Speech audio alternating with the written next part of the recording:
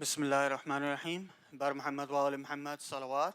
اللهم صل على Muhammad وآل محمد وعجل فرجهم.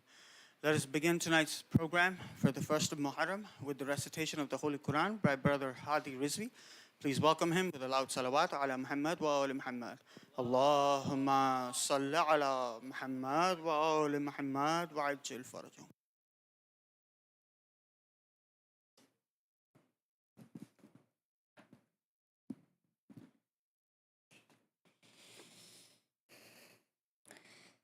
أعوذ بالله من الشيطان الرجيم. بسم الله الرحمن الرحيم. والطور وكتاب مسطور في رق منشور والبيت المعمور والسقف المرفوع والبحر المسجور إن عذاب ربك لواقع ما له من دافع يوم تمر السماء مورا وتسير الجبال سيرا فويل يومئذ للمكذبين الذين هم في خوض يلعبون يوم يدعون إلى نار جهنم دعا هذه النار التي كنتم بها تكذبون أفسحر هذا أم أنتم لا تبصرون أصلوها فاصبروا أو لا تصبروا سواء عليكم إنما تجزون ما كنتم تعملون إن المتقين في جنة ونعيم فاكهين بما آتاهم ربهم ووقاهم ربهم عذاب الجحيم كلوا واشربوا هنيئا بما كنتم تعملون متكئين على سرور مصفوفة وزوجناهم بحور عين والذين آمنوا واتبعتهم ذريتهم بإيمان ألحقنا بهم ذريتهم وما ألتناهم من عملهم من شيء كل امرئ بما كسب رهين وأمددناهم بفاكهة ولحم مما يشتهون يفتحون. صلوات.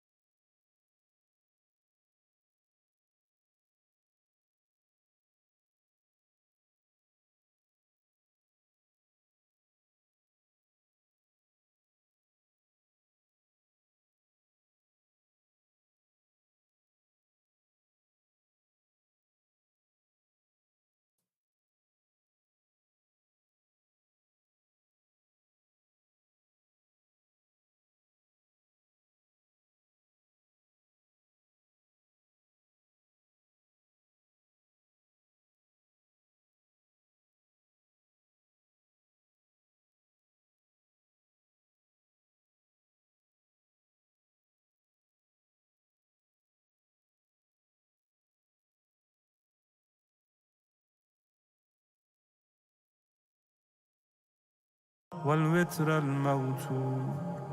السلام عليك وعلى الأرواح التي حلت بفنائك. عليكم مني جميعا سلام الله أبدا ما بقيت وبقي الليل والنهار.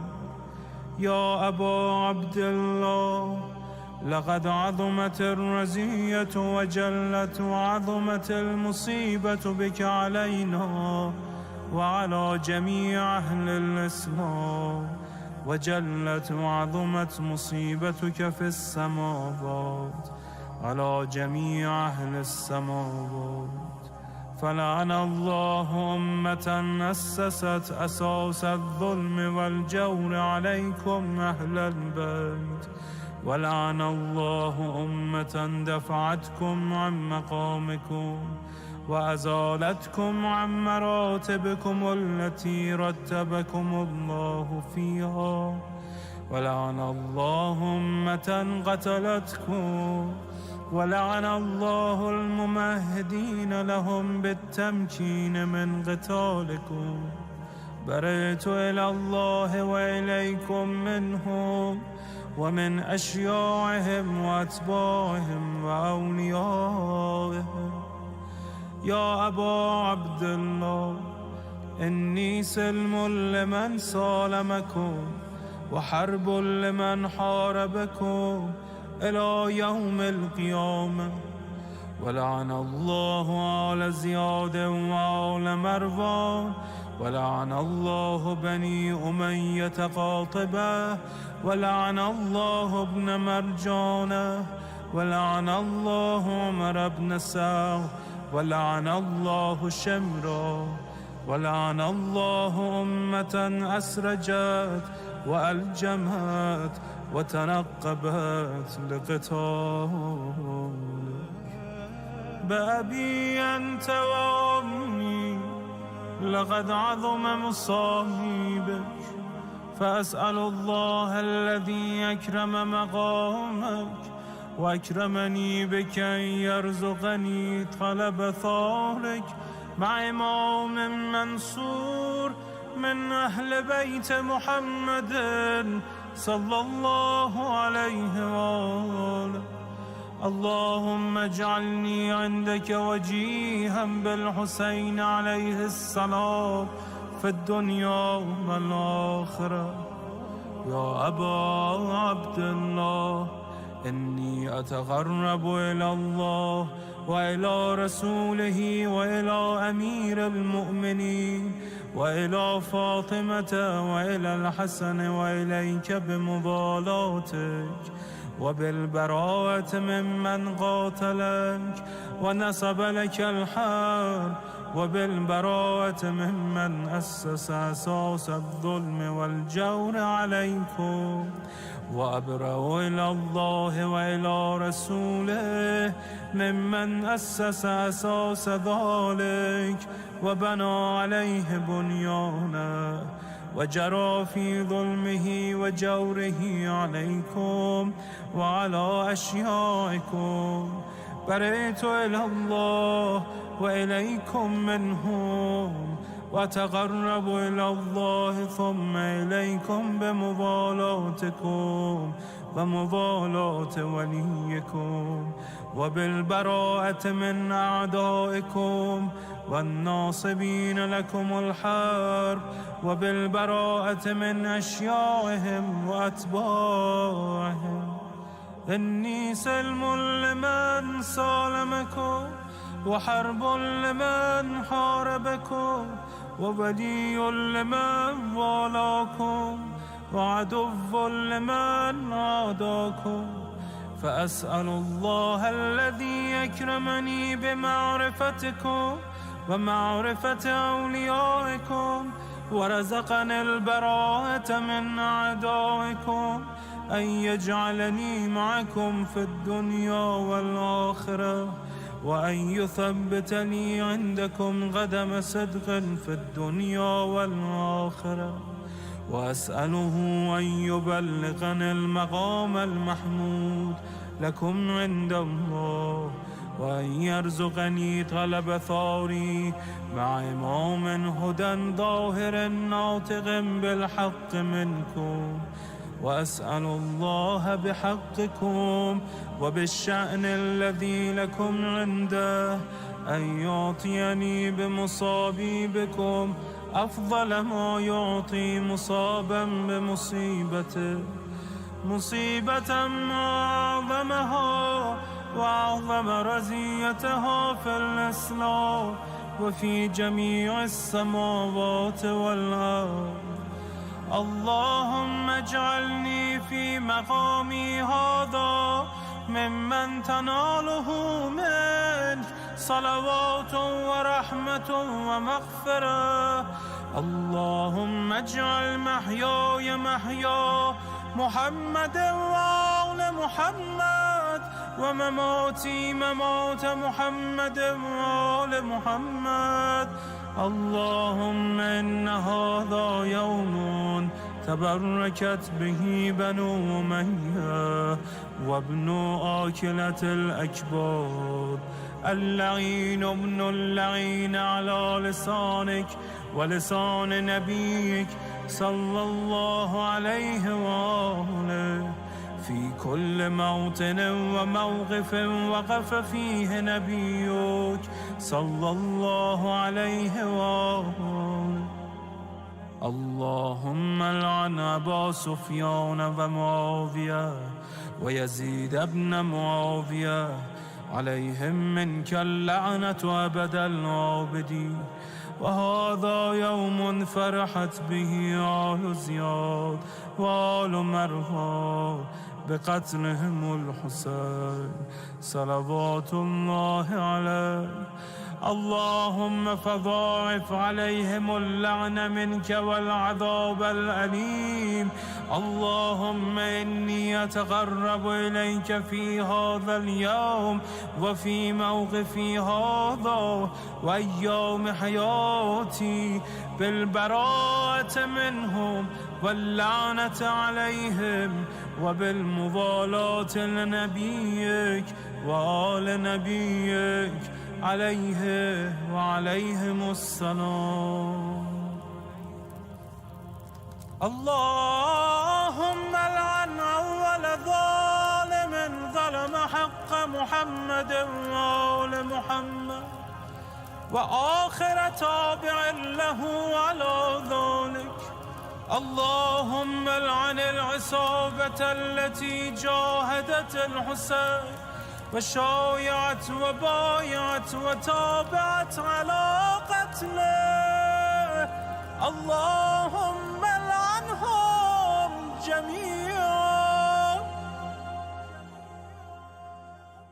السلام عليك يا أبا عبد الله، وعلى الأرواح التي حلت بفنائك.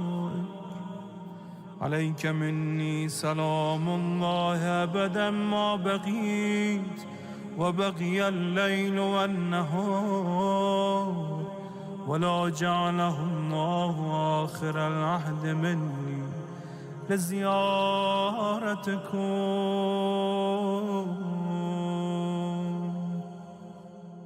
السلام على الحسين وعلى علي بن الحسين وعلى أولاد الحسين وعلى أصحاب الحسين. اللهم خص أنت أول ظالم باللعن مني وابدأ به أولا ثم العن الثاني والثالث والرابع. اللهم العن يزيد خامسا والعن عبيد الله بن زياد وابن مرجانة وعمر بن سعد وشمرة وآل أبي سفيان وآل زياد وآل مروان إلى يوم القيامة. اللهم لك الحمد حمد الشاكرين لك على مصابهم. الحمد لله على عظيم رزيتي.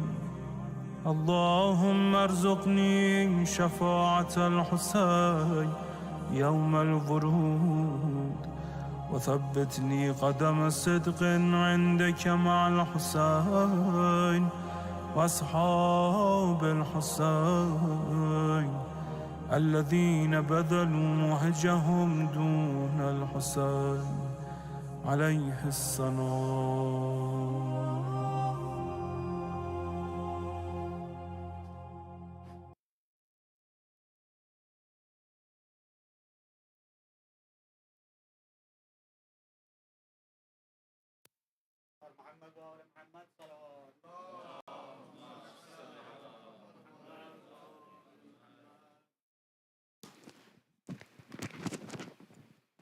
I would now like to request Brother Hassan Abbas to please come forward and recite a salam with a loud salawat ala Muhammad wa ali Muhammad. Allahumma salli ala Muhammad wa ali Muhammad wa ajil faraj. The moon of Muharram, times of sadness have come.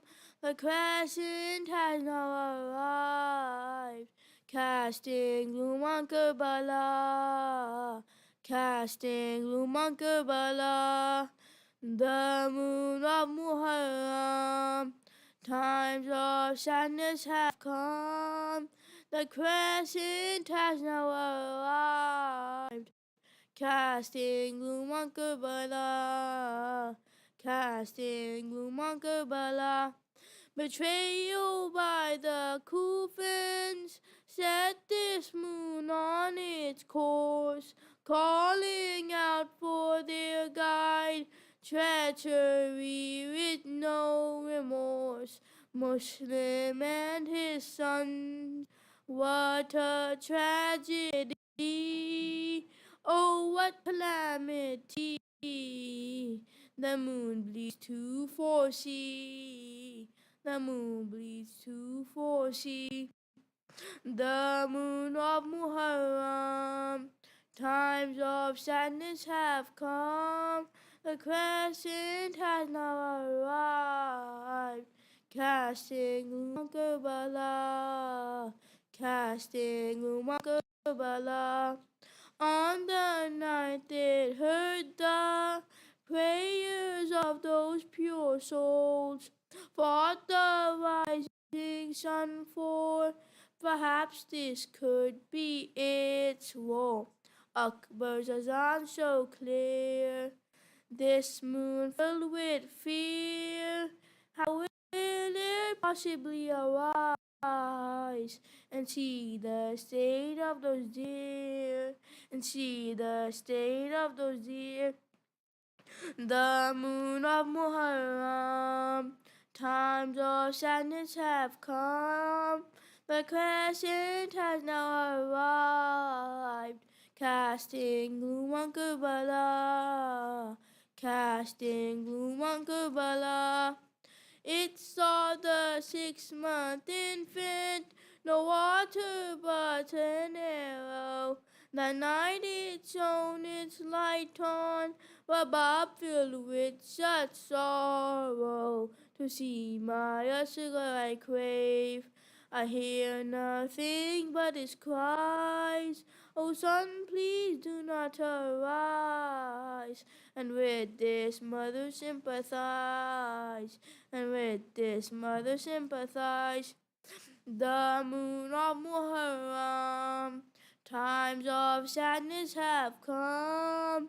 The crescent has now arrived, casting gloom on Karbala, casting gloom on Karbala.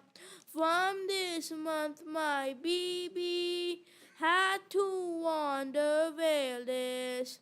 Zahra's grave is restless for her daughter princess, the cloak of purity. For this mother so holy, the beloved of Fatima, paraded in the bazaar, paraded in the bazaar, the moon of Muharram. Times of sadness have come, the crescent has now arrived, casting gloom on Karbala, casting gloom on Karbala. Salawat.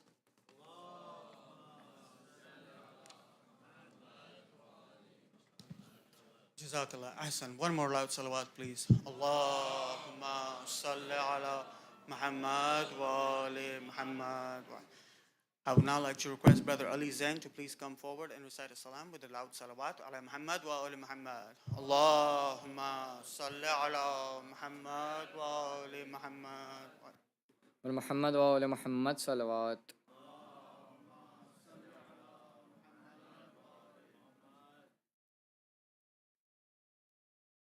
غم میں ڈوبا ہوا کربل کا مسافر دیکھا،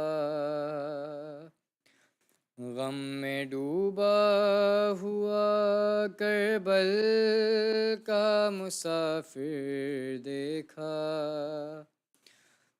روتے شبیر کو زہرا کی لحد پر دیکھا، غم میں ڈوبا ہوا کربل کا مسافر دیکھا، اپنا سر مار کے دیوار سے رویا غازی، اپنا سر مار کے دیوار سے رویا غازی، جب نبی زادی کو آتے ہوئے باہر دیکھا،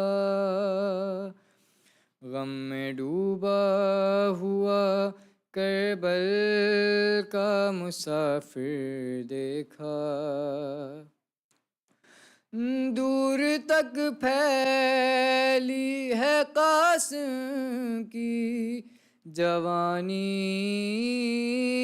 رن میں، دور تک پھیلی ہے قاسم کی جوانی رن میں، دیر تک ڈھونڈ تھا پھر صبت پیمبر دیکھا،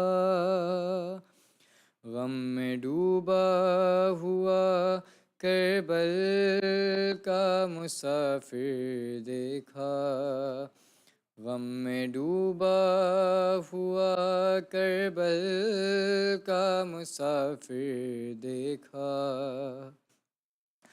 نور آنکھوں کا گیا قاتلوں سے پوچھے حسین، نور آنکھوں کا گیا قاتلوں سے پوچھے حسین، کوئی بتلائے کسی نے میرا اکبر دیکھا،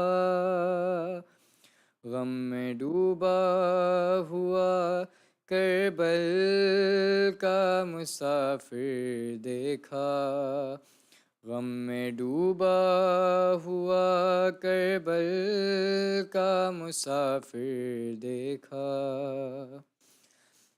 راوی لکھتے ہیں کہ سجاد کو جب ہوش آیا، راوی لکھتے ہیں کہ سجاد کو جب ہوش آیا، جلتے خیام میں زینب کو کھلے سر دیکھا، غم میں ڈوبا ہوا کربل کا مسافر دیکھا، غم میں ڈوبا ہوا کربل کا مسافر دیکھا، روتے شبیر کو زہرا کی لحد پر دیکھا، غم میں ڈوبا ہوا کربل کا مسافر دیکھا، پر محمد وآل محمد صلوات۔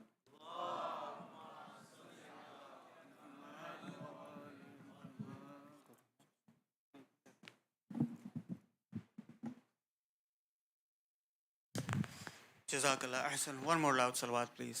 Allahumma salli ala Muhammad wa ali Muhammad wa ajil farajahum. I would now like to request Brother Hassan Nayani to please come forward and recite a salam with a loud salawat ala Muhammad wa ali Muhammad. Allahumma salli ala Muhammad wa ali Muhammad wa ajil farajahum. خوشنودی امام زمانہ بلندتر صلوات۔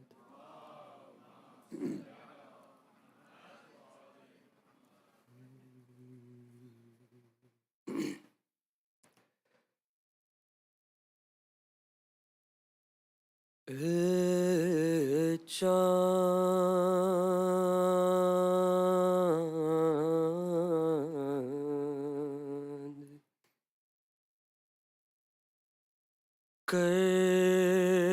کربلا کے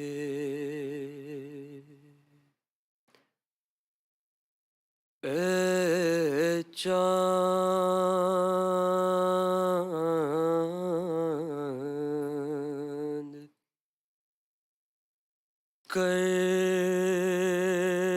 کربلا کے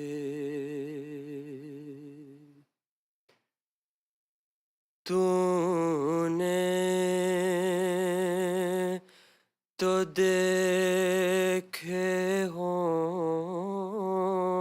گے اترے تھے اس زمین پر عرش بری کے تارے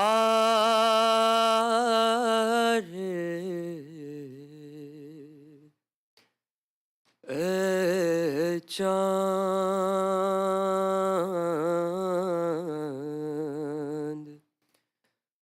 کربلا کے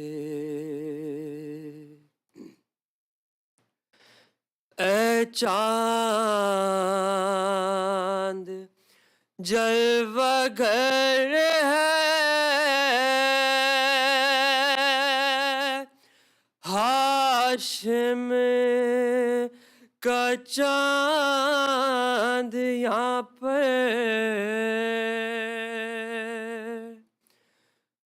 خیرات روشنی کی لے لیجیو یہاں سے،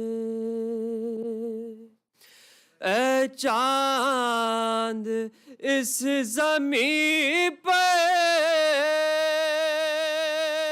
رکھیو ہمیشہ ٹھنڈک، سوتے جو ہیں یہاں پر زہرا کے ہیں یہ پیارے،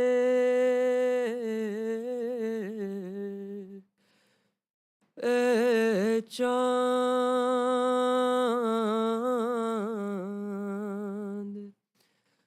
کربلا کے،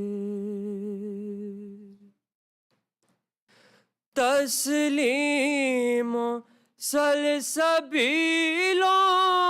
کو سر کے ہیں یہ مالک، مارے گئے جو پیاسے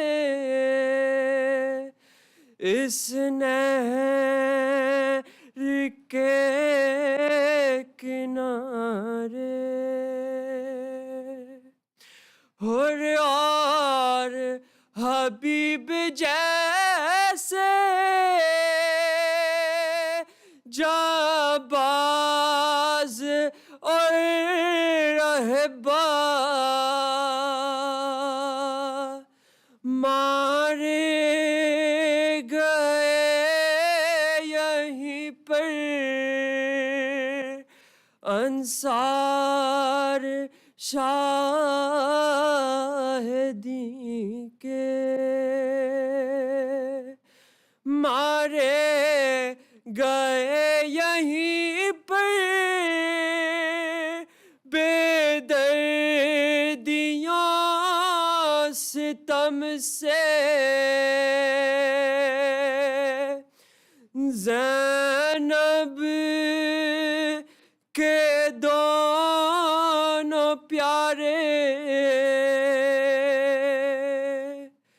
مسلم کے دونوں بیٹے،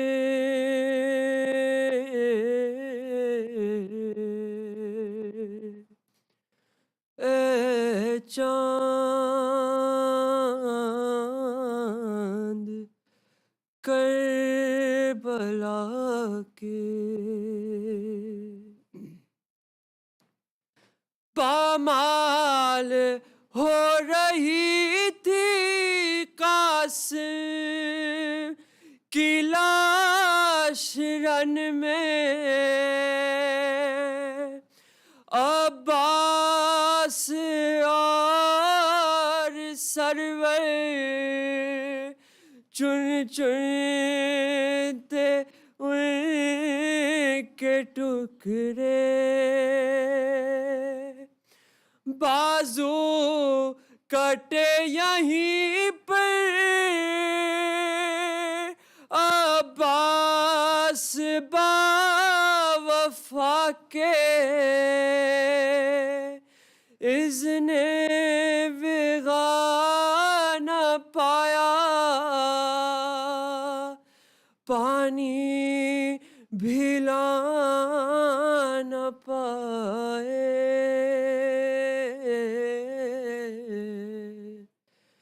اے چاند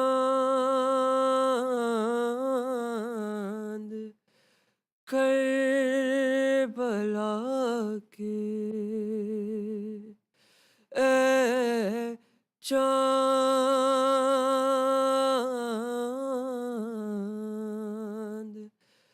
کربلا کے،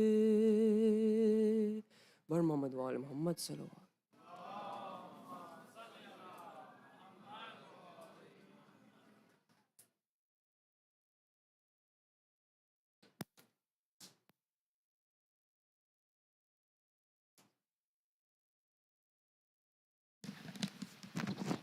One more loud salawat, please.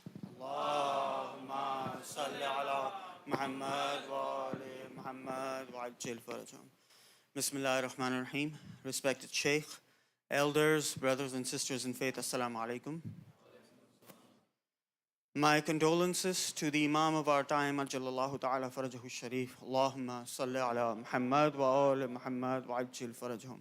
And to all you mu'mineen on the martyrdom of Abu Abdullah al-Husayn alayhi salam and his companions. We are honored to have Sheikh Amin Rastani speak at this Ashura here at CFK. Just a few reminders before I request the Sheikh to begin. Like previous years, the programs for this Ashura Majalis is scheduled to begin at 6:45 p.m. with the recitation of the Holy Quran and Ziyarat Ashura, and the program will end with Salat and Tugoniyas. We will also be having 2 private Majalis here at CFK during the Ashura, the first being an Urdu Majalis hosted by Brother Sultan Rizvi at 7:30 in the morning with Maulana Mudassir Shah Mousavi. The second being a Farsi Majalis with Sheikh Amin Rastani immediately after Salat al-Maghribain here at CFK. A reminder about sponsorship. Here at CFK, we aim to serve the community while being responsible with your donations, as it is your contribution that enables us to bring to you great speakers and keep our doors open. We also do not do any fundraising between programs.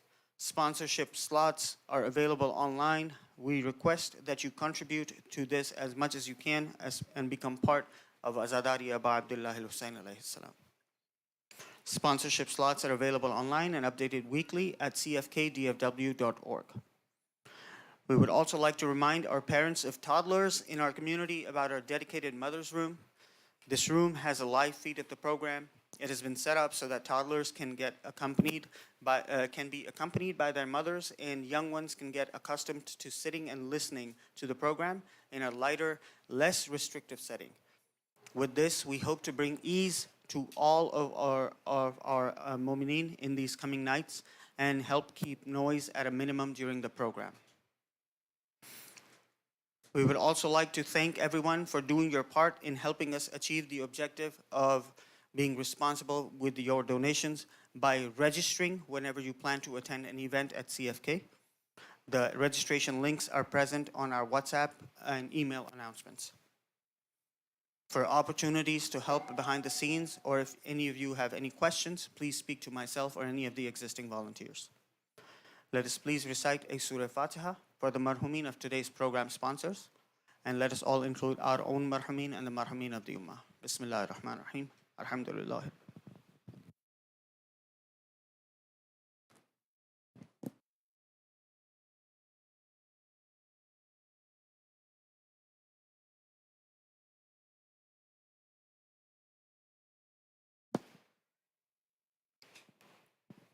I would now like to request the Sheikh to please ascend the member, and I would like to request everyone to please start moving forward so that there's space in the back for the mu'mineen who are yet to come.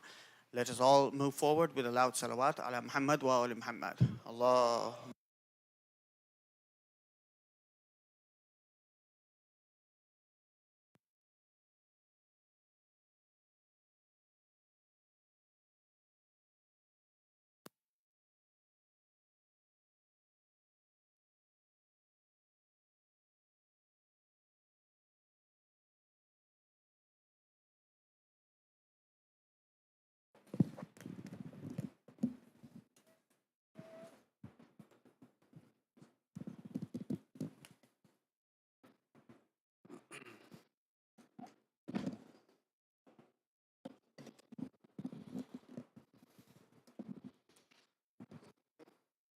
I'm gonna have to come up a little. أعوذ بالله من الشيطان الرجيم. بسم الله الرحمن الرحيم. الحمد لله رب العالمين، والصلاة والسلام على سيدنا ونبينا وحبيب قلوبنا وشفيع ذنوبنا المصطفى الأمجد المحمود الأحمد أبي القاسم المصطفى محمد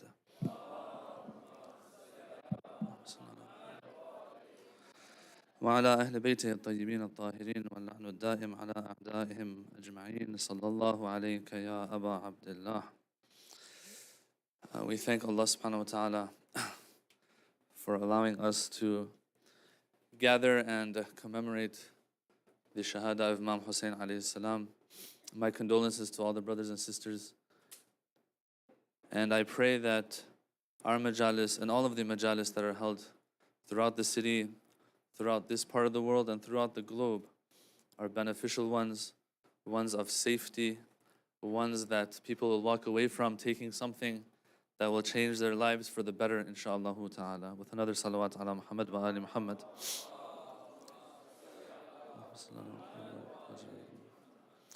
The highest and most complete relationship possible when it comes to this dunya that we're in is the relationship of Allah subhanahu wa ta'ala, His awliya, His chosen ones, and us. The relationship between Him and us, or His chosen ones and us. You can't find anything higher than that. This is it's not supposed to be a unilateral relationship, of course. It's supposed to be two ways. But at the same time, Allah subhanahu wa ta'ala, He doesn't force this relationship on us. It's a relationship of love and kindness. And if we are able to make sure that we are also, just like we're on the receiving end of His love, He is on the receiving end of our love, then we can be sure, because this relationship now is bilateral and it's not one way only, that we can benefit from the barakat that will shower down as a result of this relationship, inshallah. And so I want to talk about this topic tonight because this is what I want to start our series with. Although it's not going to be like usual series that I do where there's one theme and we just talk about that. But what brings it all together will be what we can take away from Ashura, because it is the pinnacle of the exhibition of love between Allah and His servants and His servants towards Allah subhanahu wa ta'ala. So tonight what I want to discuss, inshallah, is in these following stages. Number one is that this love of Allah subhanahu wa ta'ala, what is it based on? What is the source and origin of this love of Allah subhanahu wa ta'ala? If we can figure that out, we can figure out a lot of other problems. This will be a key for us in this life that we're in this short life that we're in, where we expect everything to be so perfect. If we understand the source and origin of this love, it'll answer a lot of questions sometimes that we might have in regards to things that happen. Tonight, we'll talk about it a little, tomorrow night as well, and ensuing nights as well, inshallah. We're after gaining a perspective on life that we can get from Ashura. What Imam Hussein, how he lived on Ashura, shows us how we're supposed to live our lives throughout the years that we are on this earth.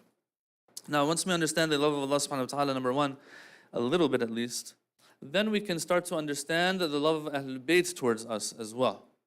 This is also important. And this is also something that people bring up sometimes, that, that love that we had before in these next generations that are coming is not there as much as we would want it to be, or we would like it to be.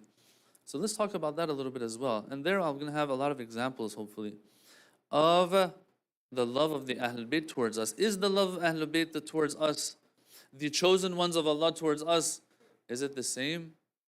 Is it on the same wavelength at least as the love of Allah Himself towards us, or not?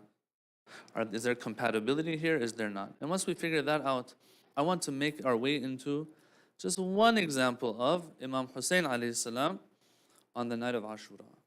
And on the night of Ashura, how did he exhibit that love towards us? And especially and namely, of course, his companions on that night. And what we can get from that, to see that this love is a different type of love that affects all of us and benefits all of us. Recite another salawat, please.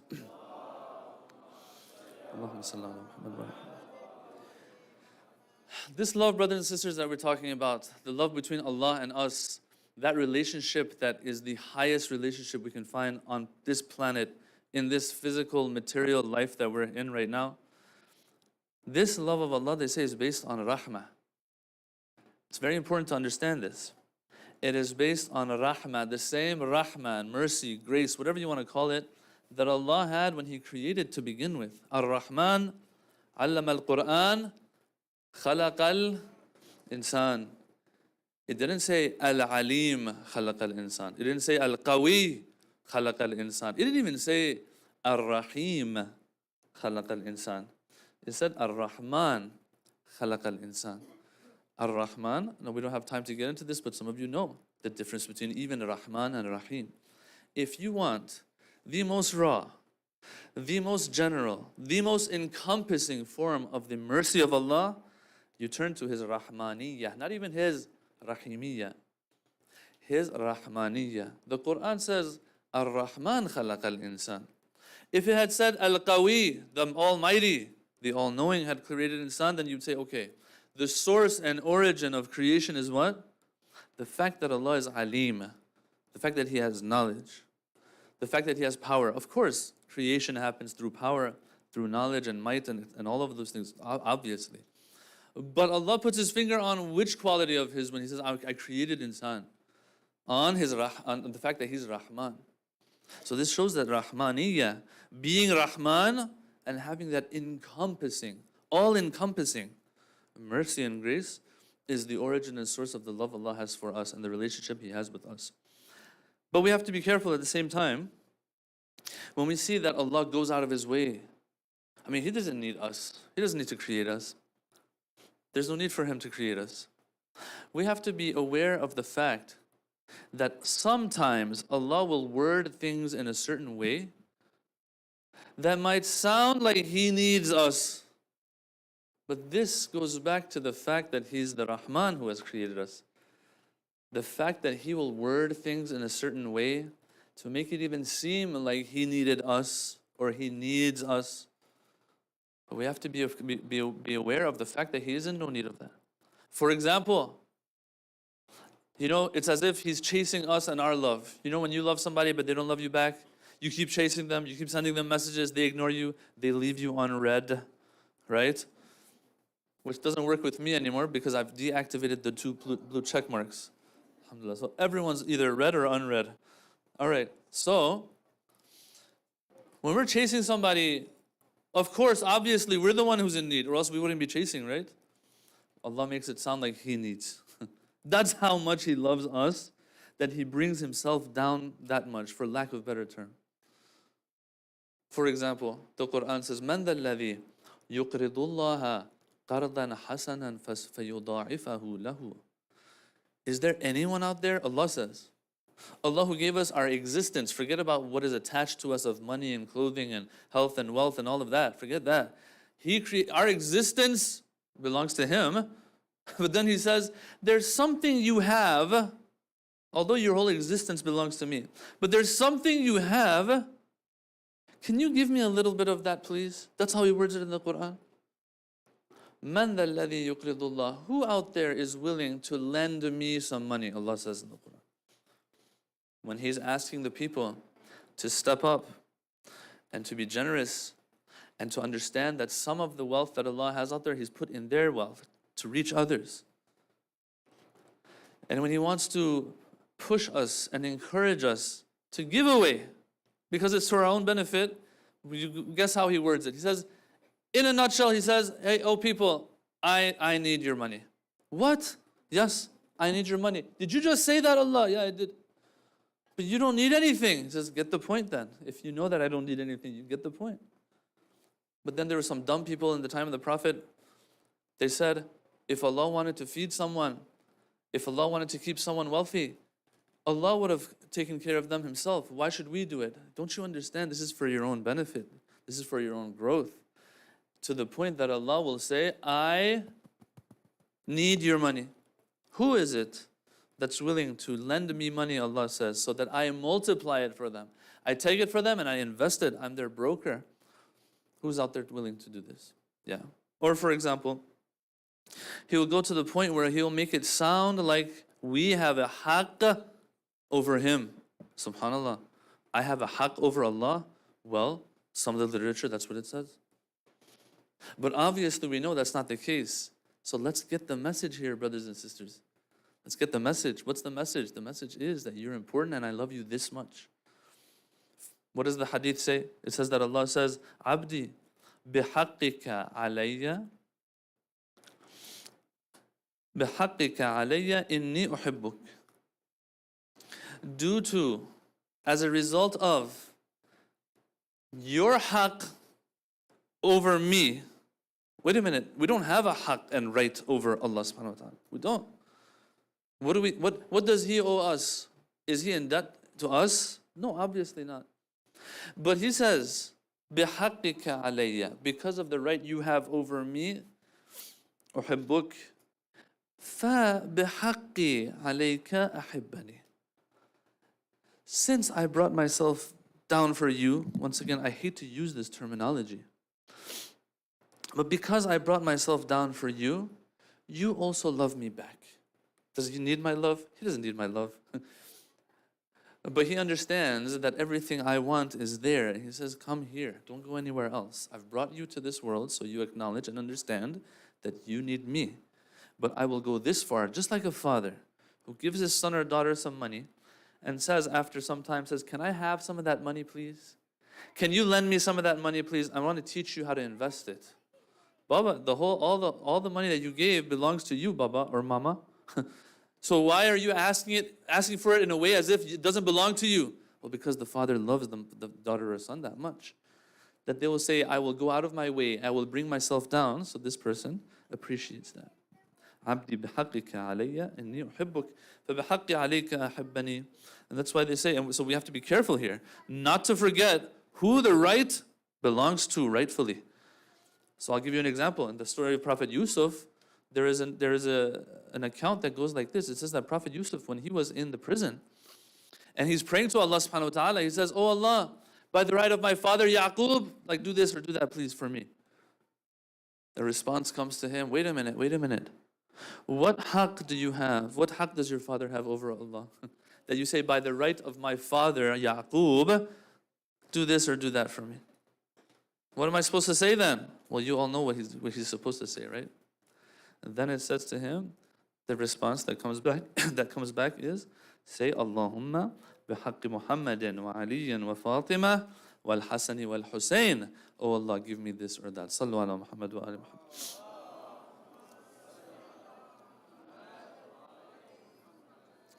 Yani no one has a right over Allah subhanahu wa ta'ala. Be very careful. Oh Yusuf, you should understand. But at the same time, there are some who, it seems that they have a right in Allah's eyes, and you can ask through their right, and it's these 5 panjatan. Okay. But even with the panjatan, we have to be careful again.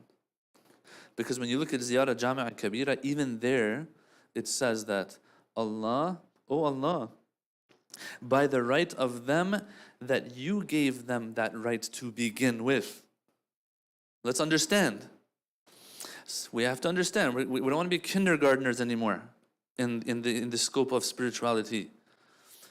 We have to understand, if Allah words things in a certain way, at the same time, we understand that nothing belongs to anybody except Him. Even the Ahlul Bayt alayhim salam. Even when Allah says, ask me through the right of them, we understand that that right was given to them by Allah. In other words, all rights belong to Allah subhanahu wa ta'ala in the end. It's only when Allah gives us permission that we can ask by the right of others, because He's letting us know there's a right here that I've placed. فَبِحَقِّهِمُ الَّذِي أَوْجَبْتَ لَهُمْ عَلَيْكَ. Oh Allah, by the right that you gave Ahlul Bayt, that you made wajib on yourself. In other words, if you hadn't made it wajib on yourself, no one else can make it wajib on you. No one has to listen to, you don't have to listen to anybody. No one has any right over you.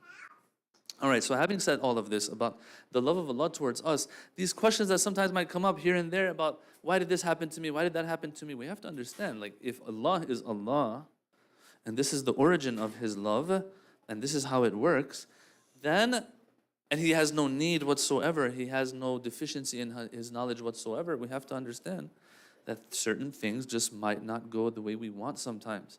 I'm not saying try to find the hikmah and wisdom in everything that happens to us. We won't be able to. We won't. This is a natural world that we live in. Stuff happens in the natural world. Just understand there is a huge, greater good, and that is the akhirah behind all of this, inshallah. If this is the love of Allah towards us, now the question is, how is the love of Ahlul Bayt and Awliyaullah towards us? Is it the same type of love? Is it different than this? Well, the answer obviously is that it's going to be the same. It's going to be the same because they are the chosen ones of Allah. Why does Allah choose somebody as His awliya? Why? because they are the best reflection of Him. When you are leaving, for example, you're the boss in a company, you have 20 people, 200 people, mashallah, 2,000 people working under you, and you have to go on a trip or whatever. I don't know, you're going to the moon because you're Jeff Bezos, or you're going down to see the Titanic. We know how that went. So wherever you're going, you want to put someone in your place. You want to put someone in your place that can do things the way you can do them, or you would have done them. Who are you going to choose? The one that is most compatible with you, obviously. All right? So if the love of Ahlul Bayt is the love of those who are chosen by Allah, where there's a reason why they're chosen by Allah, because they're a reflection of Allah and His qualities. So obviously their love is also going to be the same. The source of it will be rahmah. It'll be that love and kindness and affection and selflessness that Allah has. Okay? Why do I say all of this? Because this is what some ulama have said. It's very interesting. He says the only reason why they are given, the Imams are given wilayah, is because of their love and immaculate love towards us. Why, for example, is it that a mother and father have wilayah over their children? Why? Because they are the only ones that care the most for their children, correct? There's a wilayah there. Wherever you find love, you find wilayah, okay? Now, he says, this great alim, he says, the wilayah that's given to Ahlul Bayt is beyond, of course, the wilayah that parents have over their children. This wilayah is wilayah tashri'iyya, takwiniyya. Tashri'iyya means they're the ones who can say what to do and what not to do. They have wilayah takwiniyya. Prophet Dawood, Prophet Sulaiman, the winds were at their disposal. The animal kingdom was at their disposal. The jinn were at their disposal. Think about it. If Allah is to give this wilayah, this power, to anybody who has a little bit of lack of love for creation, what are they going to do? They're going to misuse and take advantage of this wilayah that's given to them. He says, the wilayah that Allah has given to Ahlul Bayt is a result of the rahmah that they have towards us. Recite salawat.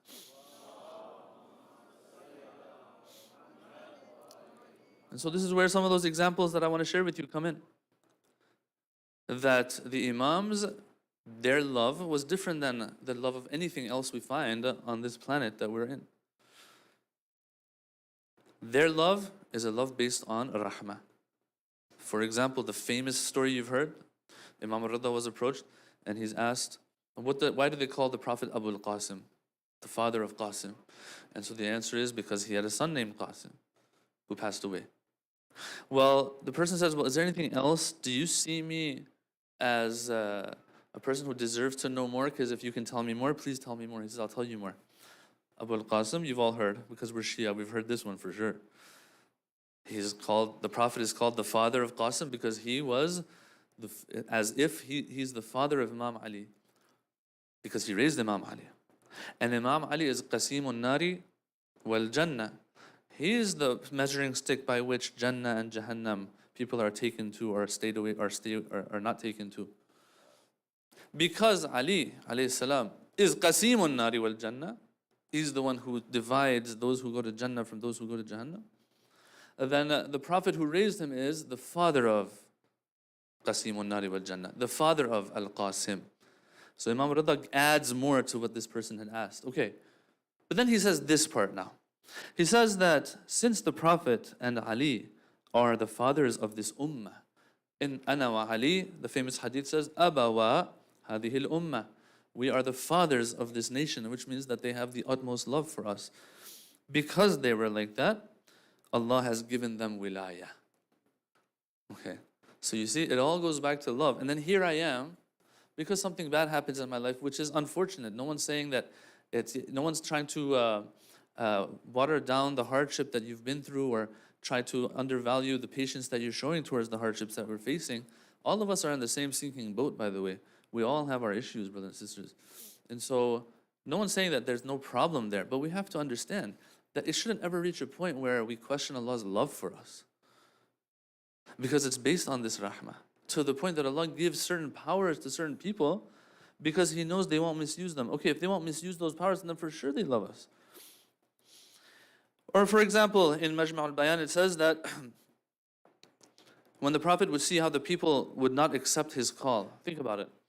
You keep calling the people to the right path, to the right path, and what happens is they don't listen. No matter how much your message makes sense. You keep calling them, they don't answer it. You keep calling them. Prophet Nuh, for God's sake, for 950 years, man, he was calling the people. In the end, they say only a handful showed up. And think about it. Like, would you extend the contract of a Maulana who after 950 years, only 10 people sit at the minbar? You know what I'm saying? Yes, brother. What is it? Put that on too? I don't know. No, I'm good. I'm good. Are we good with the space or should we move forward? Like, if we can move forward a little bit, please. Recite a salawat.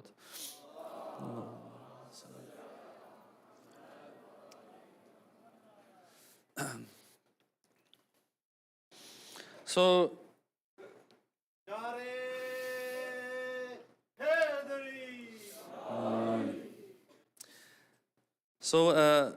it says that the Prophet would see that the people don't accept the message, although the message makes perfect sense. And so the Prophet's pushing, no response by these people. And of course, the problem was these people. The problem was the arrogance of these people and their egos, for sure. But they're not answering the call. You know what he would do? This is love, brothers and sisters. This is love. He would put the blame on himself. And he would go and pray even harder in the night, stay up, to the point where, of course, you've heard, his feet were swelling. It's hard to stand up for hours and hours. His feet are swelling so that he can gain, as they say, some more safa, some more nuraniyat, as if, some more spiritual, I don't know what, pull through, and as a result of the worship that he's performing, because he sees it as himself, the problem being the problem. Maybe I'm not luminous enough. And so he does this to pull in more and more people, to the point where, of course, the Quran says, Taha, ma anzalna alayka al-Qur'ana litashqa. We didn't send the Quran to you to destroy yourself. But this is the Prophet of mercy, the Prophet of rahmah. If we love Imam Hussein so much, he is but an emanation, a sun ray of the son of Muhammad sallallahu alayhi wa alihi. And so here I am thinking that if I want my lectures to be good, I have to have better oratory skills. I have to sound more like Sheikh Mehdi Rastani, for example, which alhamdulillah is not here. These 10 days, just you and me. Right? I think that that's how I'm going to get people drawn more to the message. If I have ikhlas and I want people to come to the message, sometimes I want people to come to myself. That itself is an issue in and of itself. But assuming that no, we have ikhlas, sometimes we think that fixing these things, although these things play a role, but in the end, if a person is not speaking from within, then no matter how good the oratory skills are, it might just not work. Rasulullah, because of his love, says, let me work on myself even more. Come on, you're ma'soom. You are the highest of God's creation. No, I'm still going to go out of my way for the people. To the point that we have the famous verse of Surah Duha, وَلَسَوْفَ يُعْطِيكَ رَبُّكَ فَتَرْضَى. That, O Prophet, we are going to give you so much to the point that you are satisfied. So if it's me, I don't know about you guys, but if it's me, I know what I'm going to want. I know what I'm going to want. First of all, I want Elon Musk to come down from number 1 on the billionaire list. Well, who do you want to put there? I mean, Rastani, duh. That's number 1. And there's a lot of other things that I'm going to put on that list. وَلَسَوْفَ يُعْطِيكَ رَبُّكَ. The Prophet, O Prophet of Allah, we're going to give you so much to the point that you say it's enough. I'm happy. Guess what the hadith say this verse is talking about? That on the day of judgment, Rasulullah doesn't care too much about himself. Guess what he cares about? My ummah. And so Allah is going to forgive and forgive and forgive to the point that he says, that's enough. Allah is going to forgive so much that Rasulullah says, that's enough. I'm happy. I guess that's all of us, inshallah. So isn't it time to give back a little bit of this love to Rasulullah as well? Follow his footsteps a little bit at least in our lives. Not have a sloppy wajib and haram in our lives. Observe sometimes, don't observe sometimes. Those moments when it means the most to Allah, it means the most to the Prophet and Imam Mahdi, you find me somewhere where I'm not supposed to be. Like, this is Rasulullah we're talking about.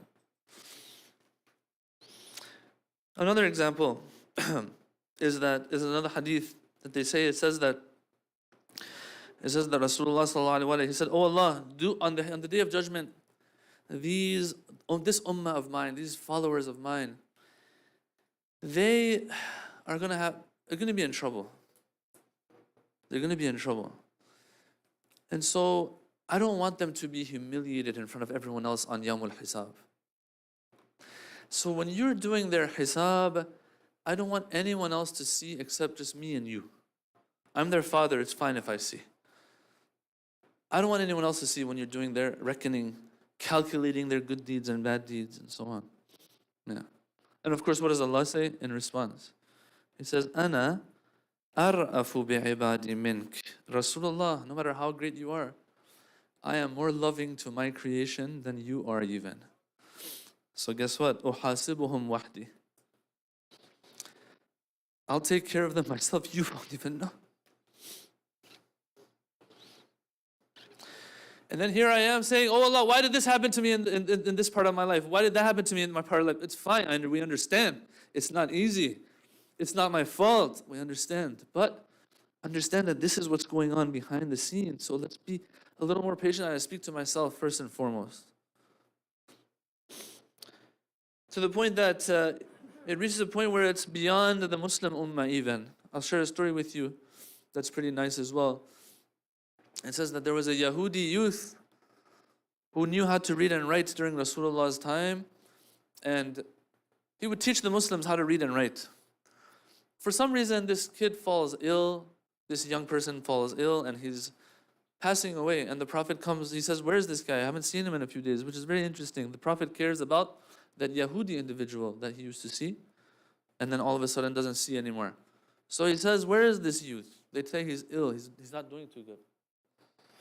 And so he says, let's go visit him.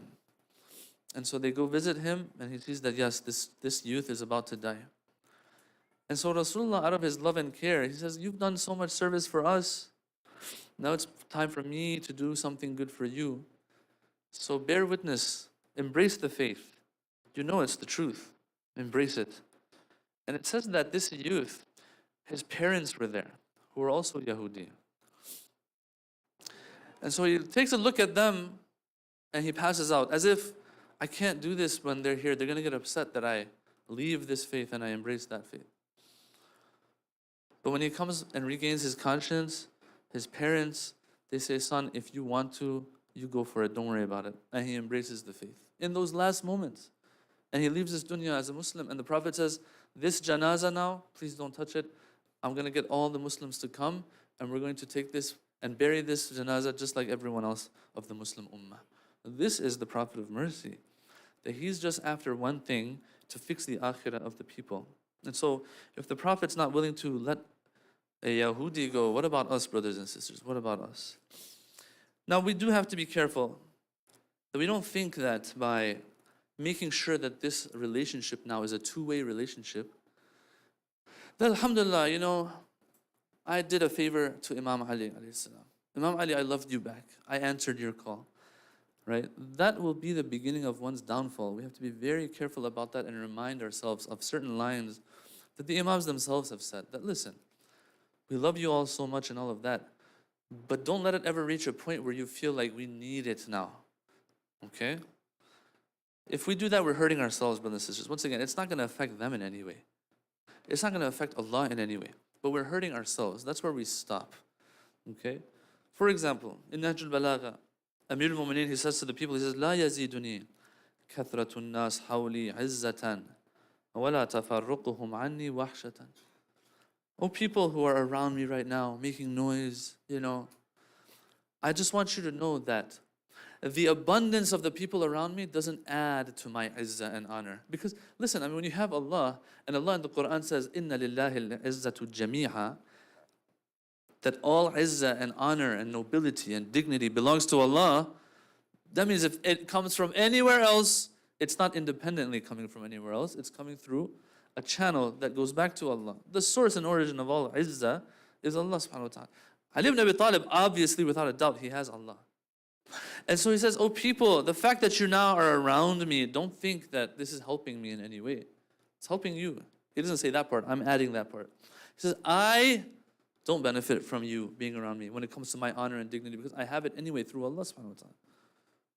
And guess what? Because my honor and dignity comes from Allah, then as a result, if the people were to disperse from around me, وَلَا تَفَرُّقُهُمْ عَنِّي وَحْشَةً, their disbursement from around me isn't going to now have the opposite effect, to bring into me a fright and horror. Oh my God, I'm all alone and all of that. No. And this is something that Imam Ali says, of course, but we have scholars who said the same thing. It's not just something that a ma'soom reaches. A person who has continued on the path of bandagi, servitude to Allah subhanahu wa ta'ala, obedience of Allah, Allah will put this in their heart, inshallah. Something to long for and work towards. Allah puts it in the heart of those who deserve it. And once you reach that point, you don't need anybody else. Abu Abdullah al-Hussein taught us that. You reach a point where you could care less about anything else. Don't worry about what happens, because there's another life to come. Now, so having said all of that, let's move on to Imam Hussein alayhi salam and the love that he showed on the night of Ashura. Now, of course, everything about Imam Hussein is love. We don't want to talk about that. That's a different topic all in all. But connecting what he did on the night of Ashura to everything that was said so far, there is another interpretation of what happened on the night of Ashura. On one of the things that he said to his companions, there's another interpretation there, okay? That for me personally, it was the first time I was hearing it. You've probably maybe heard it before. It's something that one can figure out on their own even, in my opinion. But let's go to that night of Ashura. What happened? Well, he said, oh companions, you all are the best. I don't know any companions better than you, but let me just tell you one thing. If any of you need to go, please go. Okay? If any of you need to go, please go. Now here are some of these ulama who are a little more into the esoteric side of things. They've said that this is out of the immense love Imam Hussein had for his companions. These words that he uttered. Why is that the case? What's the explanation to that? Well, it goes back to the love that he has and to the source of that love, which is rahmah. All right, well, how does that work? Usually what we'll hear is that Imam Hussein wanted to make sure that everyone leaves on that night who needs to leave, because you don't need people. This story of Ashura is to continue throughout the ages till the end of time. Imam Hussein doesn't need people running away. Okay?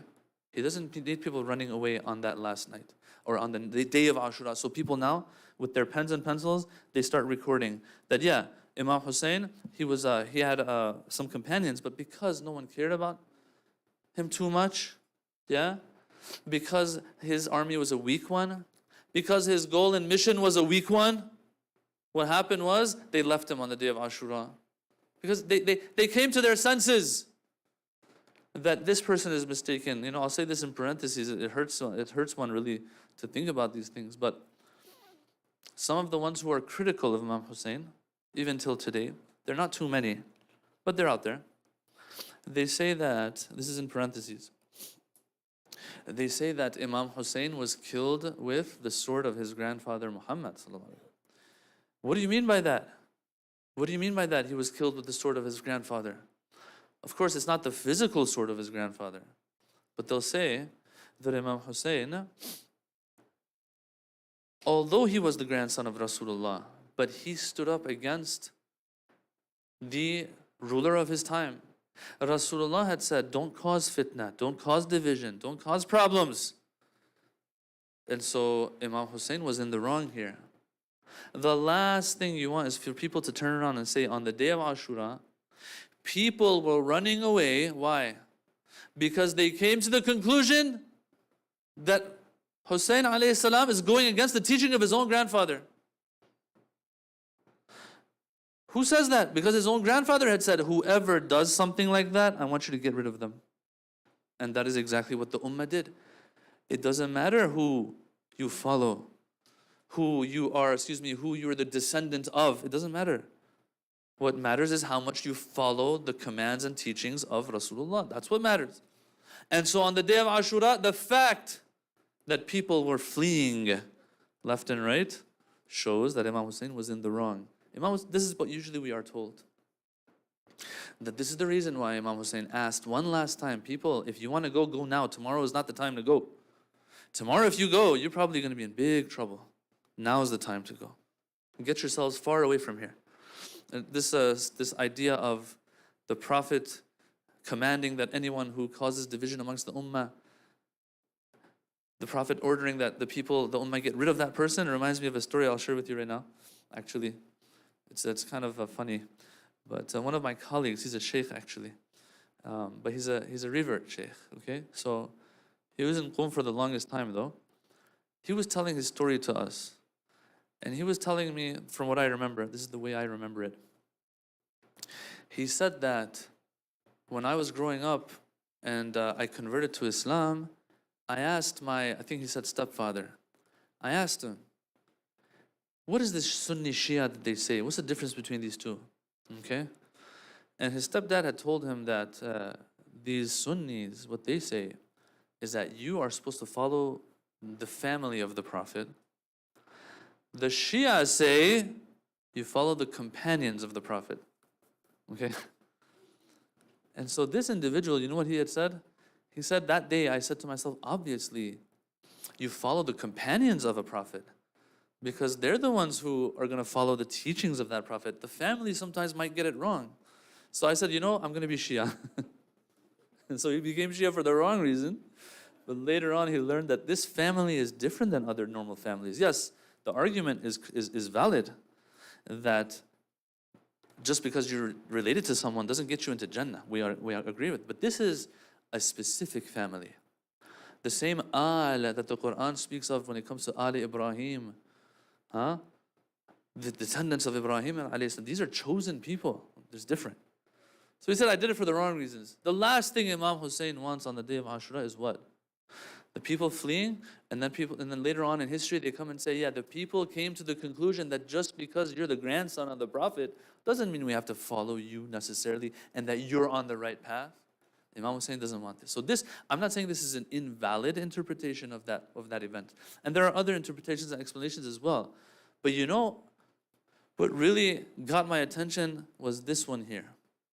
That Imam Hussein, out of his immense love on the night of Ashura, he says, those of you who want to go, go. I don't need you to be here. They're after me, they're not after you. His love is being exhibited here. How? Pay attention to the following. Because Imam Hussein alayhi salam, he wants to make sure that if you're going to go through all of this trouble, I want you to understand, although you should have understood by now. Because in the Quran it says this, the ahadith say this, we went through all of this already. We have no right on Allah. There's nothing that Allah owes us, nothing Ahlul Bayt owe us. We've been through all of that. You should already know this, but I want to make 100% sure that we don't make the mistake to think, Imam Hussein is saying this on the night of Ashura, as if, to think that if you are here with me, that I am in need of you. This me, this ana, if it's still there in this final night, either go or get rid of it. Tomorrow, when you're on that battlefield, on that land and the sands of love, there is not to be a me within you anymore. There should be no more ana in you anymore. It should be you and Allah, that's it. And you are as if dissolved in the essence and the will and love and satisfaction of Allah subhanahu wa ta'ala. I'm on this trip and this journey, I understand. I'm trying to do something for Islam, etc., etc. But man, am I looking for gold here and there?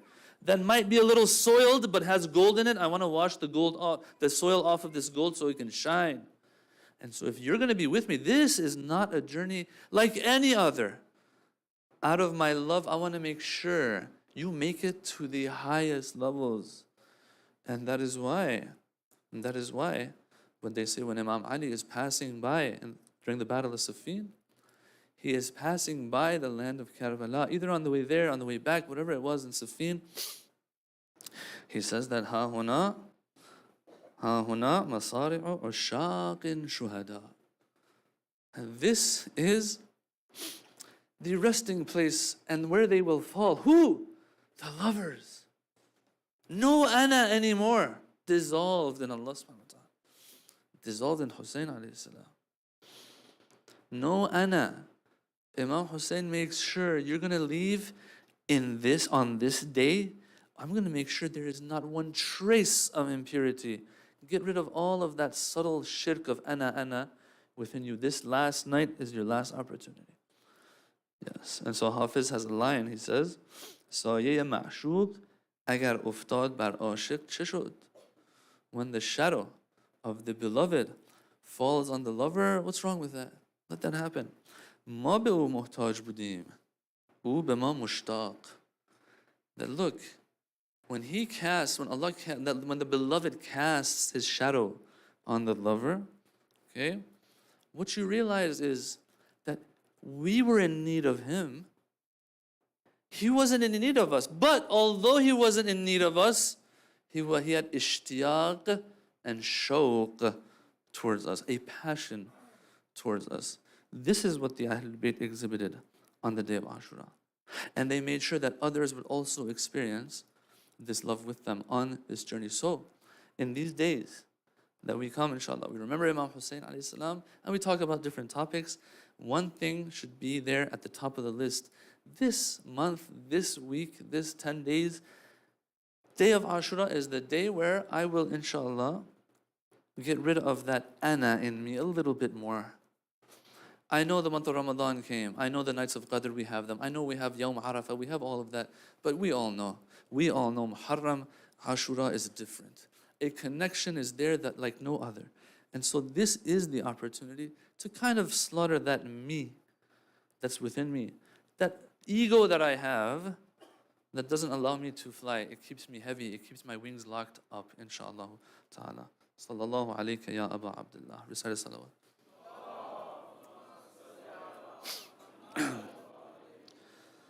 Sallallahu alayka ya Aba Abdullah on this first day of Muharram. As I said, this land of Karbala is a land full of mystery, for me at least. A land full of love, secrets. A land that for eternity, people all over will long to go. All of us are sitting here now, but I know where all our hearts are. Our hearts are in a Karbala where Imam Hussein rests. And although Imam Hussein, his soul encompasses the universe, but in the end, brothers and sisters, Karbala is something else. You go there and you just feel different. And then I just love it because you talk to elderly, you talk to youth, you talk to the well-off, you talk to those who are not doing so good. Everyone is trying their best throughout the year, if they get an opportunity, to go to Karbala, this land of mystery. What kind of love happened there, Allah knows. To the point that Ali alayhi salam, who you can't impress him that easily when it comes to spirituality. He says those famous lines that I read. Ha huna masari'u ushaqin shuhada. This is where the lovers will fall. But you see, it's lovers, but it is a love that is accompanied with blood and sacrifice and death. If you want to really experience love, blood has to be shed, it seems. And so they say that the caravan of Abu Abdullah, on its way to Kufa, this caravan that is going around doesn't have a place to go anymore. Medina was our home, we were kicked out of there. Mecca is the sanctuary of Allah, they were even willing to spill our blood there. They're wandering as if, and then these letters come from Kufa, that, oh Hussein, we are willing to take you in. We love you so much. We will help you. We will support you. And so what is the natural thing that you're supposed to do? You accept that offer. And so he's making his way to Kufa, and he did have followers in Kufa. But we all know the story of what happened of Muslim and so on. And so now Ubaidullah has taken over Kufa, and he sends Hur, and Hur intercepts the caravan. This caravan that was that close to making it to Kufa now has to go the other way. Well, at least let us go back to Medina. They said, you can't go back to Medina. Let us go to Kufa. They're waiting for us. You can't go to Kufa. Then we will keep going on our journey until they reach a land. And it says that Imam Hussein asked the name of this land, and they said different names for this land. Some said Ghadiriya, some said Taf, Some said Nainawa, and then someone said Karbala. And some narrations say that Abu Abdullah, he said, A'udhu billah min al-karbi wal-bala. He split the name of Karbala in half into Karb and Bala. He said, I seek refuge in Allah from both of these. Karb means calamity, hardship. Bala means tragedy. Oh Allah, I seek refuge in Karb and Bala. And so here he says, unmount to his companions, to that little caravan that's going to become even smaller in 10 days. He says, unmount, for this land by Allah is where we will settle, and where our blood will be spilled, where our graves will be, and where our women and children will be taken prisoner. This is what my grandfather had informed me. And so they say, Lady Zainab, when she wants to unmount, Abul Fadl Abbas comes, Ali and Al-Akbar comes, they kneel, they're making sure no one else has to help. Bibi Zainab, non-mahrams are looking away. Bibi Zainab makes her way down. Imam Hussein goes to a side, and they say he starts sharpening his sword. He knows what this land is all about. And he starts reciting certain verses of poetry. Ya dar, uffin laki min khalili, kam laki min talibin, kam laki bil ishraqi wal asili, min talibin wa sahibin qatili. O dunya, O life, woe unto you. What a bad dunya you are. Why? Because morning and evening all you do is take the lives of people. Those who are in talab of you, those who pursue you, those who are friends, you're just taking their lives. Bibi Zainab, they say, she heard these lines and more lines that he was reciting. She says, these are the words of someone who knows they're going to die. Abu Abdullah says, yes, this is where it's going to happen. And so some of these children, they say, oh Father, take us back to the haram of our grandfather Muhammad. We don't want to stay here. There's something wrong about this land. But this is a land of love, brothers and sisters. They have to stay here.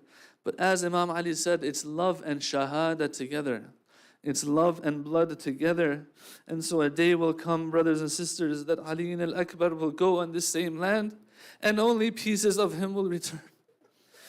A day will come that Qasim, the orphan of Hassan, they will send him, but he can't wear armor. It's too heavy, too big. They'll send him with a kafan, and he will be trampled under the horses, and they bring him back. It's a day will come that Aun and Muhammad, their father isn't there with them. Bibi Zainab sends them, she goes to her tent. I'm not going to even watch you. 2 children don't have their father there. Their mother's not watching, so Hussein doesn't feel bad. What happens to them? A day will come, brothers and sisters, where Al-Atash and the sound of Al-Atash, thirst is killing us, will rise so high that Abbas can't handle. He goes for the water only to never come back. And Abu Abdullah will say, this is when my back is broken. A day will come that a little baby, suffering from the thirst and the heat, is going to die anyway. Abu Abdullah says, let's try one more time. And he takes this baby only to quench its thirst with the arrow of Harmala.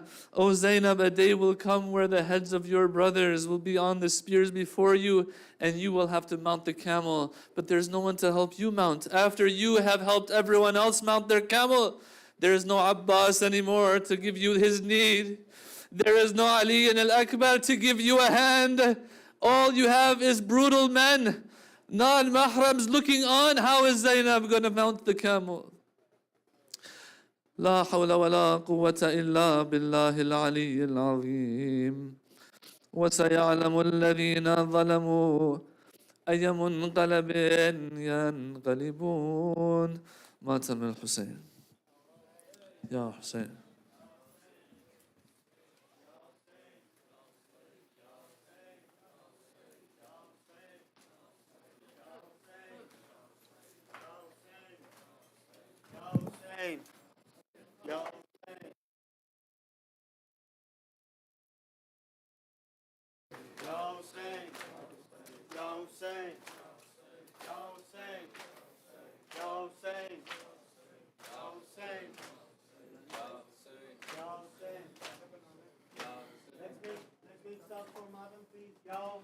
Ya Hussein,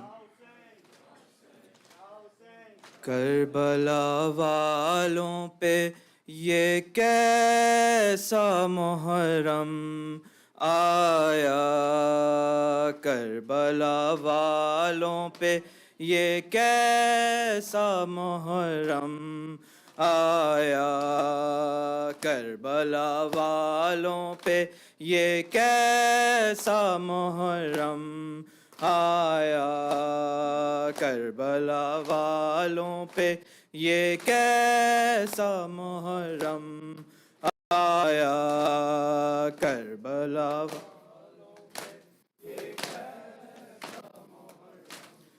آیا خون ٹپکتا ہوا عباس کا پرچم آیا کربلا والوں پہ یہ کیسا محرم آیا کربلا محرم آیا جیسے جیسے میرے غازی کا علم جھکتا گیا جیسے جیسے میرے غازی کا علم جھکتا گیا پشت میں حضرت شبیر کی بھی غم آیا خون ٹپکتا ہوا عباس کا پرچم آیا کربلا والوں پہ یہ کیسا آیا کربلا والوں پہ یہ کیسا آیا کربلا دیکھ لے اسلام بچانے کے لیے کربلا دیکھ لے اسلام بچانے کے لیے ساتھ کنبے کو لیے وارث آدم آیا خون ٹپکتا ہوا عباس کا پرچم آیا کربلا والوں پہ یہ کیسا محرم آیا کربلا والوں پہ یہ کیسا محرم آیا ظالموں اس کو تو دو بوند پلا دو پانی ظالموں اس کو تو دو بوند پلا دو پانی اب لبوں پر میرے بے شیر کا ہے دم آیا خون ٹپکتا ہوا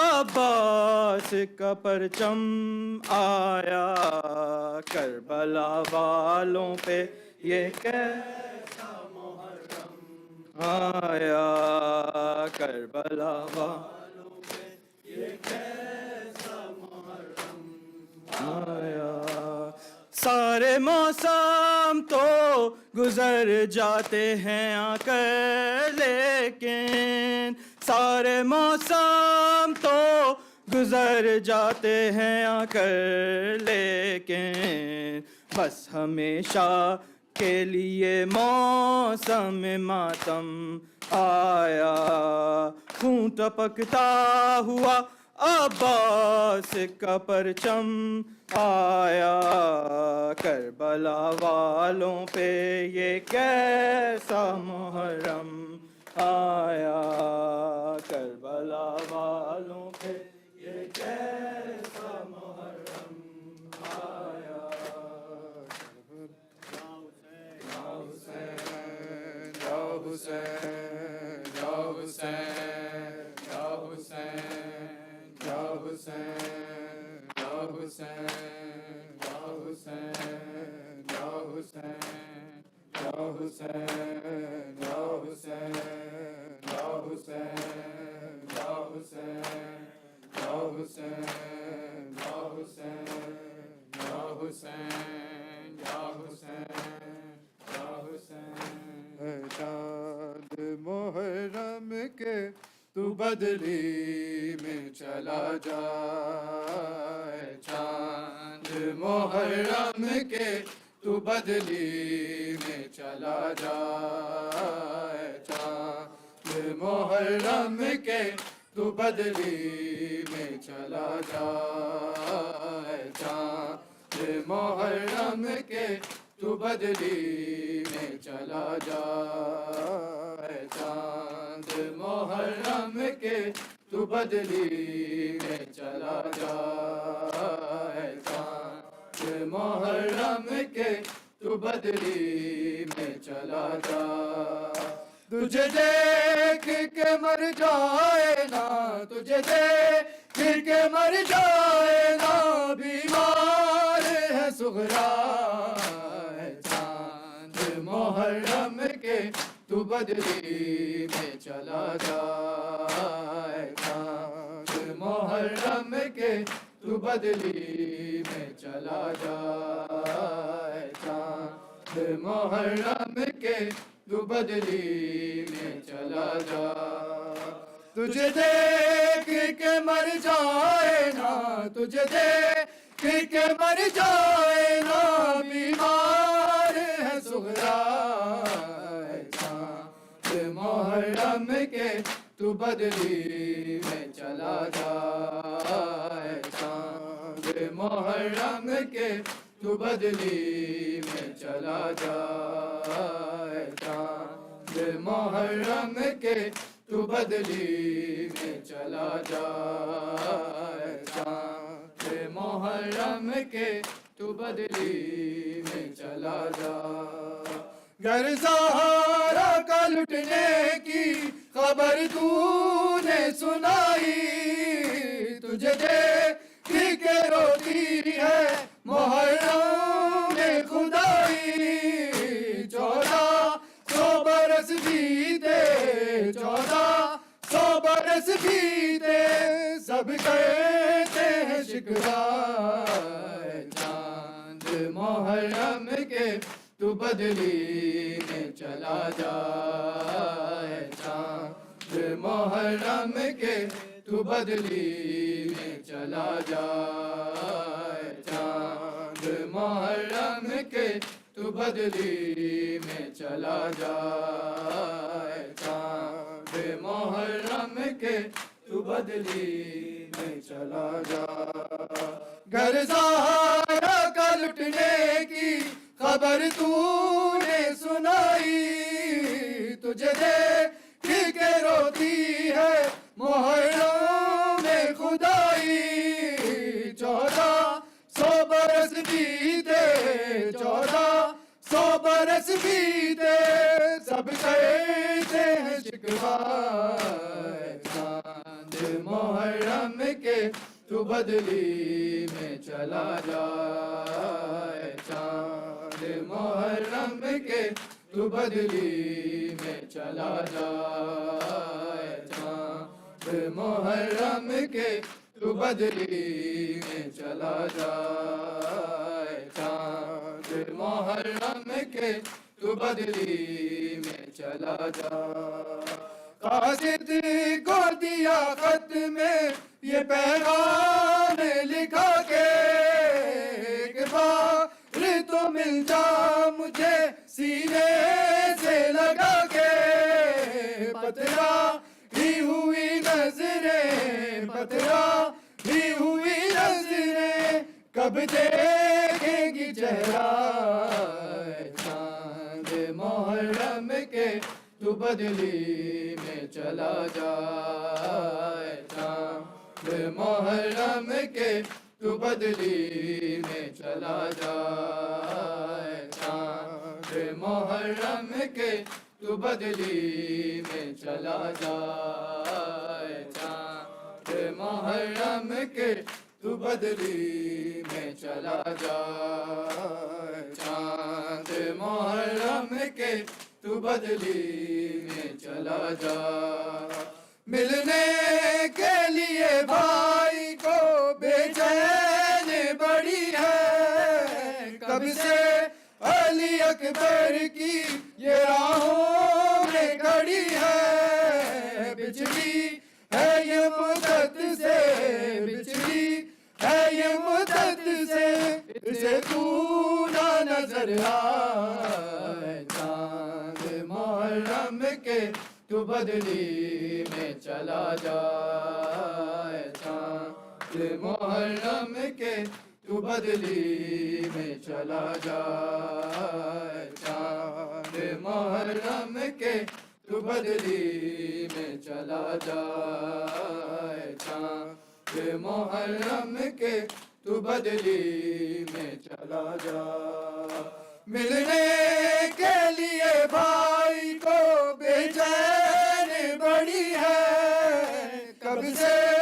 علی اکبر کی یہ راہوں میں کھڑی ہے بچھڑی ہے یہ مدت سے بچھڑی ہے یہ مدت سے اسے تو نہ نظر آئے چاند محرم کے تو بدلی میں چلا جائے چاند محرم کے تو بدلی میں چلا جائے چاند محرم کے تو بدلی میں چلا جائے چاند محرم کے تو بدلی میں چلا جائے وعدہ جو کیا بہن کو سینے سے لگا کے میں شادی کروں گا تو تیرے پاس ہی آگے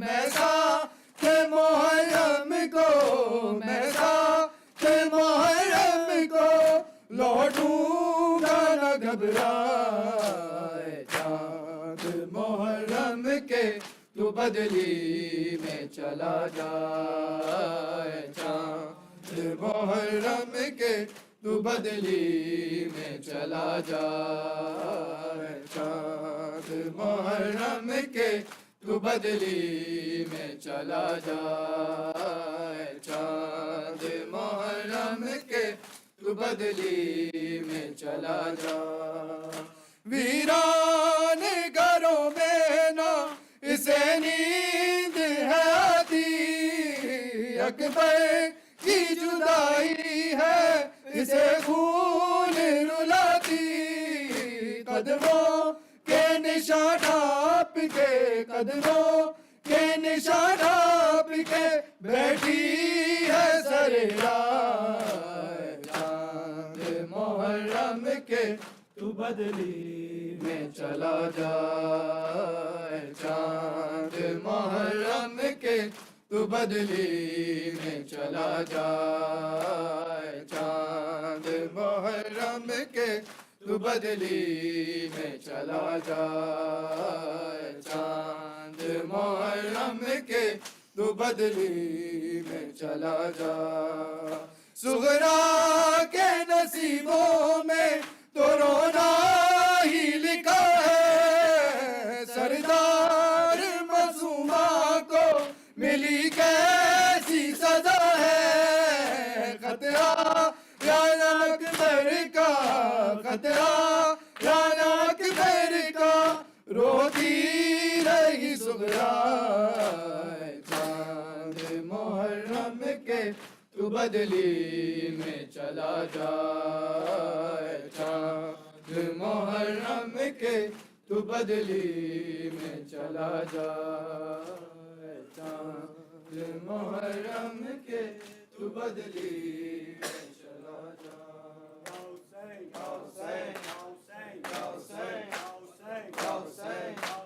حسین حسین حسین مولا حق امام یا حسن یا حسین مولا حق امام یا حسن یا حسین یا حسین یا حسین یا حسین شبیر کی وہ لاڈلی شبیر کی وہ لاڈلی سینے پہ جو شاکے پلی سینے پہ جو شاکے پلی جس کی عبا رنگ میں جلی جس کی عبا رنگ میں جلی منہ پر تماچوں کے نشان مولا حق امام یا حسن یا حسین مولا حق امام یا حسن یا حسین یا حسین یا حسین وہ عابد بیمار تھا وہ عابد بیمار تھا چلنے سے جو لاچار تھا چلنے سے سے جو لاچار تھا اور شام کا بازار تھا اور شام کا بازار تھا دی مصطفیٰ کی بیٹیاں مولا حق امام یا حسن یا حسین مولا حق امام یا حسن یا حسین یا حسین یا حسین اللہم صلی علی محمد و آل محمد. Mu'mineen, we will soon have time for Salat al-Maghribain. If anyone wants to make wudu, please do so. Salat will be at 8:52 p.m. inshallah.